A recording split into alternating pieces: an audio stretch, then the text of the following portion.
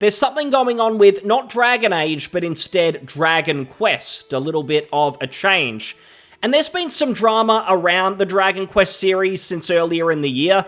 I didn't speak about it then, but since then it's gotten a lot worse, more nefarious, and I think it's quite important that it does get some attention, it does get spoken about. And just to give some quick context, this is about Dragon Quest III Remake. If you're not familiar with Dragon Quest, it's kind of like a Final Fantasy turn-based JRPG series. The person who does the art, it's the same person who does the Dragon Ball Z art, Dragon Ball art, so it looks pretty similar. It's got that kind of style. You might have seen it before.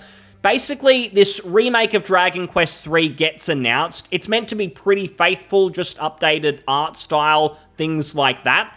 But then people notice that when you're picking your gender for your characters, male and female isn't there. There's only type A, type B, or appearance A, appearance B, something like that. Basically because we're so progressive now, no humans, no male, no female, we've pushed on, we've moved forward into the future with type A, type B, we're basically test tubes.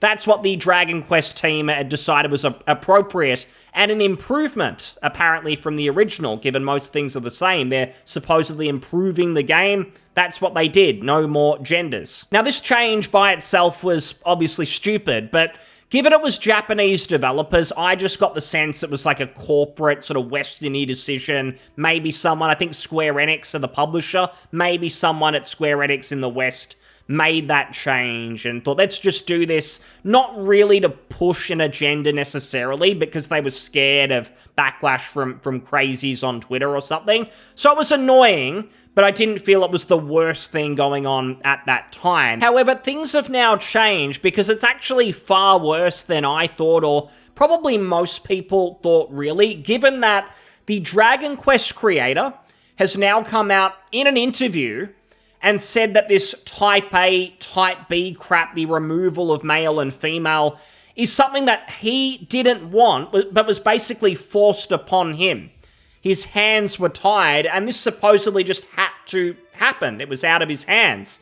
It was an interview that was done in Japanese. He probably didn't expect the West to really see it or for it to blow up at all. He was just speaking his mind.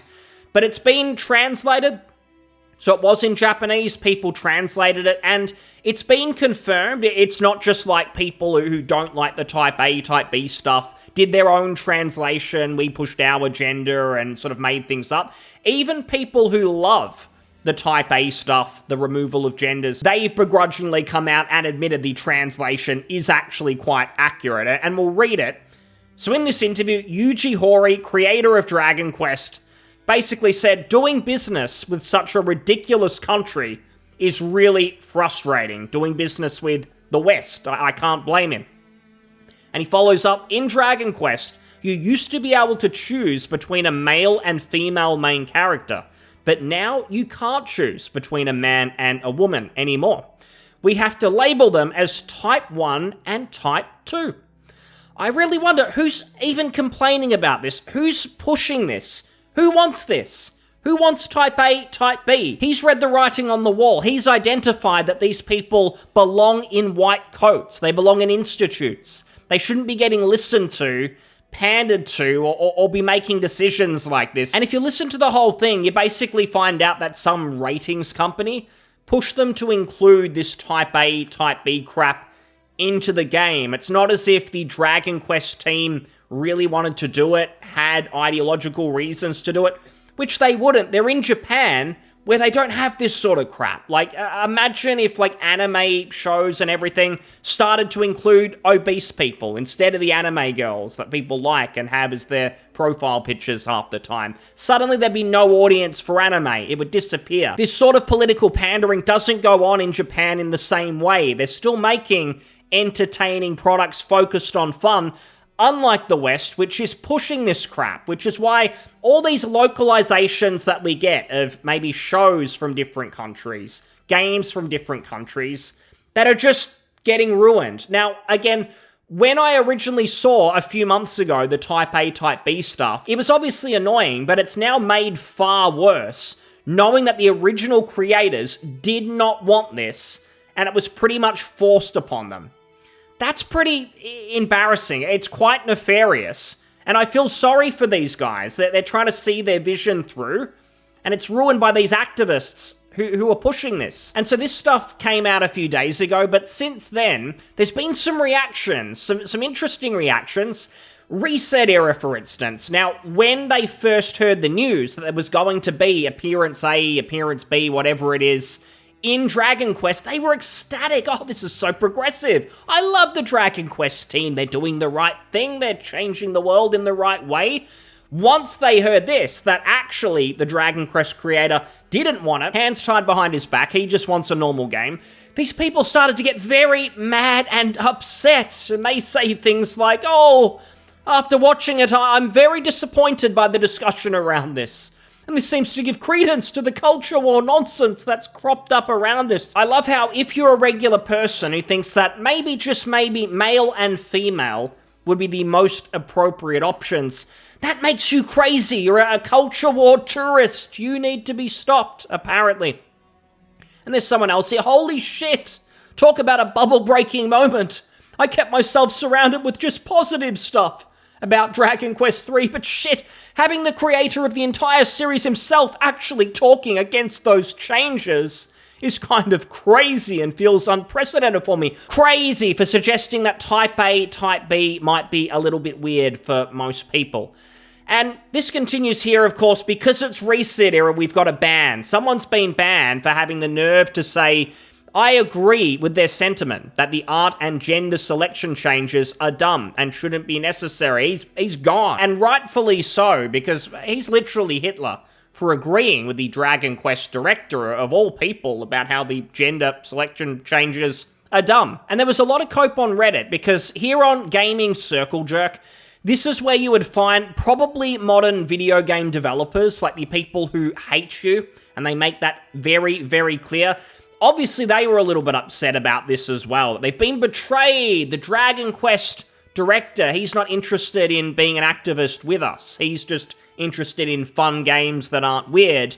Obviously, they weren't too happy. Now, the first thing that they did after seeing this, seeing him come out and basically say, all of this is crap, all of this is nonsense, your Type A stuff, the first top comment, the translation looks suspicious.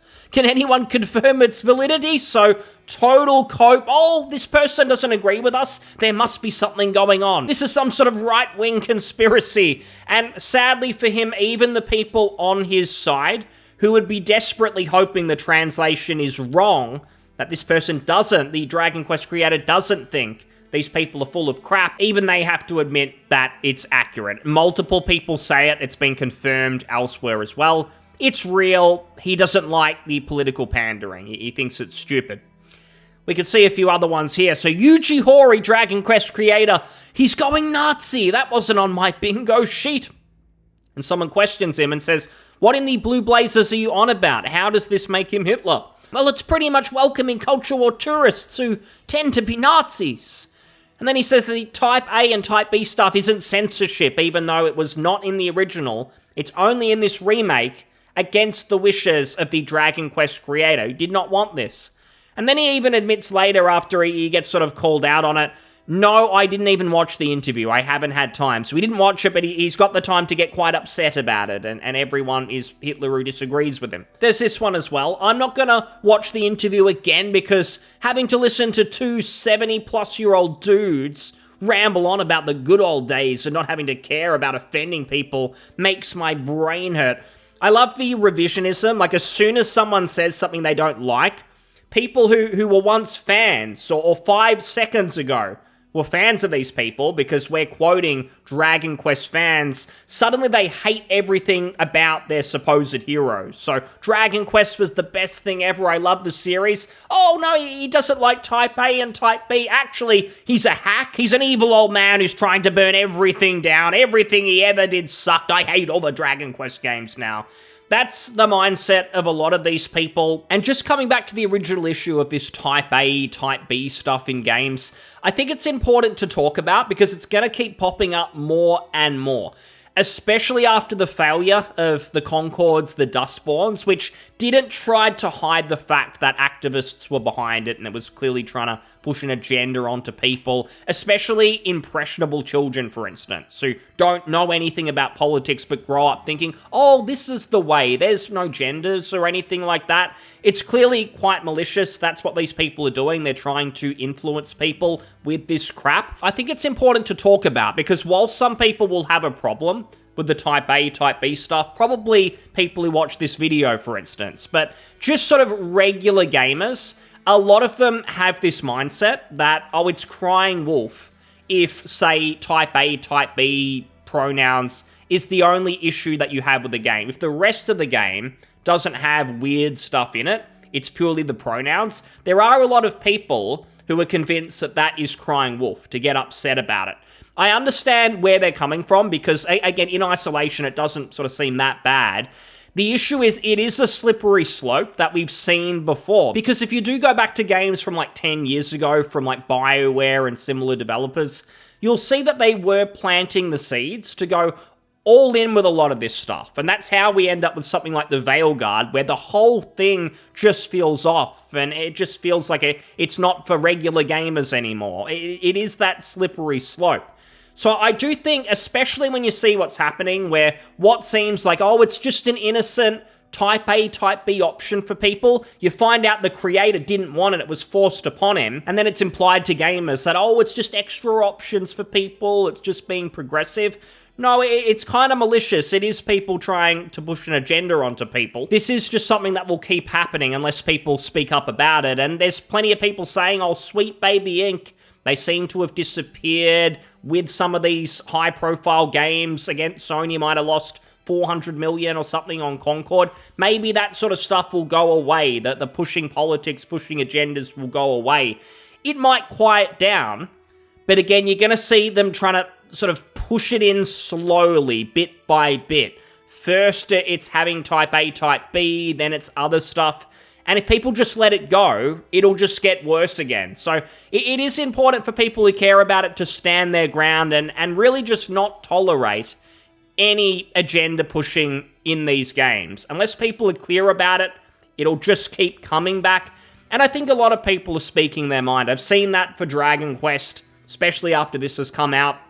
It's happening again with the Veilguard, which is far less subtle. People can see that. Even regular people who don't normally care about this stuff are put off. So I think that part of things is good to see. It's great to see the Dragon Quest developer come out about this. And you never know, maybe with all the attention that this is getting, maybe he'll get his way after all and this crap will end up getting removed. Probably not, but we can wish. Thanks so much for listening. I'll see you on the next one. Cheers. Bye.